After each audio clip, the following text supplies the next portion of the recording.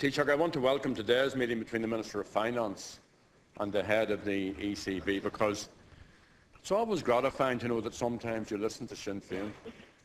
And although it's been unfortunately too long for this meeting to be put in place, I do think, if you want to continue to take good advice, that what Mr Noonan tells the head of the ECB is crucial. And he should tell him that this state cannot afford the promissory note put in place by Fianna Fáil. No more than we can afford to pay the €1.25 billion which you're going to pay to unguaranteed, unsecured bondholders tomorrow. And it just struck me that this is more than all the additional taxes that your government inflicted on citizens. It's more than the household charge, the increase in VAT, and the increases in motor tax. So we punish our people, and we give tomorrow €1.25 billion to these unguaranteed, anonymous, unsecured bondholders. And it's also remarkable to recollect that before the election, your party and the Labour Party, that's Labour's way, or Frankfurt's, it's Labour's way or Frankfurt's way, and your own minister, who has now done a complete U-turn, telling us that not another red cent would be paid to these persons. So, an ceist, picúas an phone, Taoiseach, agus seas suas, agus leor leis Alan Dukes, nach bé tú ag thabhairt an airgid seo an bank seo. Taoiseach, will you stand up for Ireland's interest? Will you pick up the phone and will you tell Mike Ainsley or Alan Dukes that Sinn Féin, this is it, and you will not pay them this money? Thank you. Taoiseach. Well, begin to fish a hachte, Shasta Masusa Sunwich in here and agus San Realtas Leshna Kanchan Aves Agam Leshna our son or Realtas, our son or dear, now be a not sort of fishing. I recall, you're a great man actually to take the words and use them for your own benefit.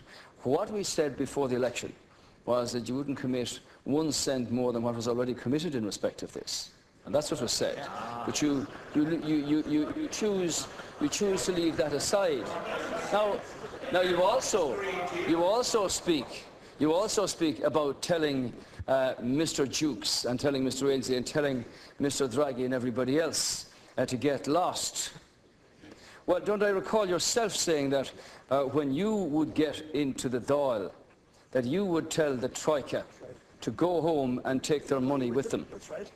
Now, I'd like to hear from you, Deputy Adams, and from your party, how you propose to deal with a situation where the European Central Bank has given €110 billion to our covered banks here to provide services ranging from ATM machines to public pay scales and the running of our economy. Where do you intend to get this, seeing as you have robbed 10 times over the National Pension Reserve Fund and you've drained the European Investment Bank of all its potential investment funds? This is sort of fantasy politics that you're on about here, and you cannot have it both ways every time. The situation is that there is €2.6 billion left in unsecured private debts of the €97 billion in liabilities that were guaranteed by the previous government in September 2008.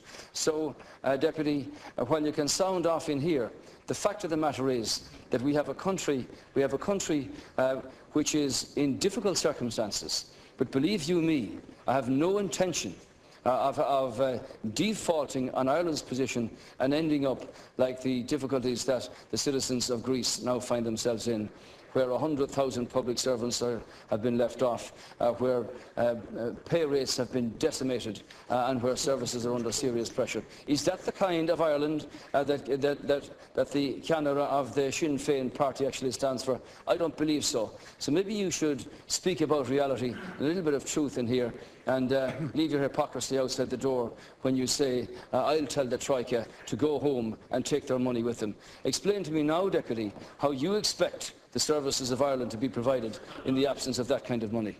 Thank you, Taoiseach.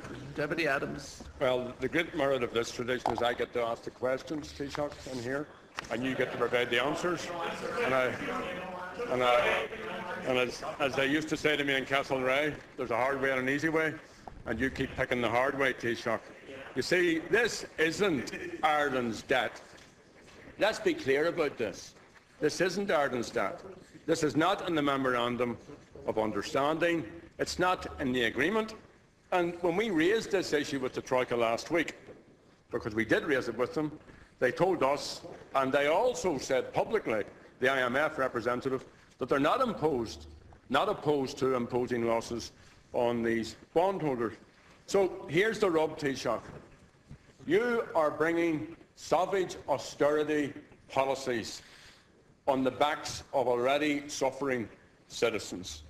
And at the same time, you're giving away tomorrow.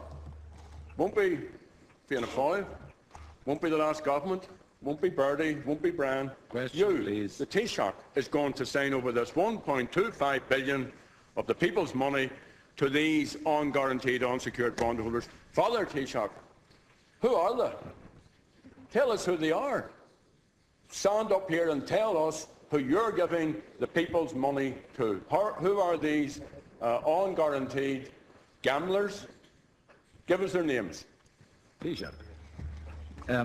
Gerry Adams, I want you to understand that it's not to my liking to have to stand up here and say that there is no alternative but to pay what a solemn Irish government committed itself to in terms of our reputation and our status. You seem to have a very different view of the kind of catastrophic consequences of what can happen if a default occurs. I've pointed out to you what has happened in Greece, and I'm quite sure that even with your warped version of the development of the European Union, which you have opposed at every turn of the road, you do not want to see that.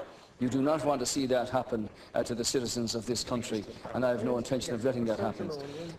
Despite the economic circumstances that we find ourselves in, Deputy Adams, the reputation and the status of this country has increased in terms of its confidence from investors from abroad, in terms of our perception, and indeed commentary from international financial commentators, international business perspectives, international politics, understands that this country is making headway, but it's not an easy thing to have to do.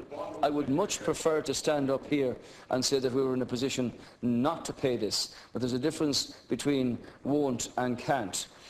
This country, Deputy Adams, is making its way through a very difficult period here. And as I said to you, what was committed to by a solemn Irish government has now got to be followed through. Where the emphasis now of the government is in the meetings today with the Minister for Finance and Mr Draghi to deal with the promissory note and the extent of the 30 billion over 10 years has got to be paid there. And it's in that area that the real benefits for this country can come from.